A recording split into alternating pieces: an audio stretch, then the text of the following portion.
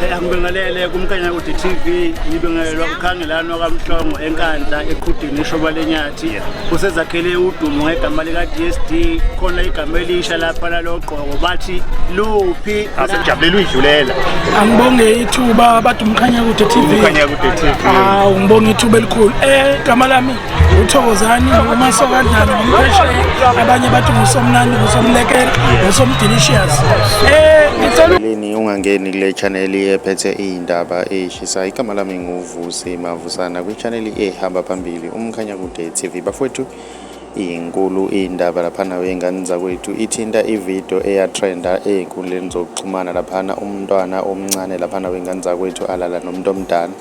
uphumele obala ke lapha nawe ingane zakwethu ubongani sanele Ndlovu wengane zakwethu obekusolakala ukuthi uyena lapha nawe ingane zakwethu ngoba efake impahla ezicishe zifane nalomlisa wanokubeza ingane lapha nawe ingane zakwethu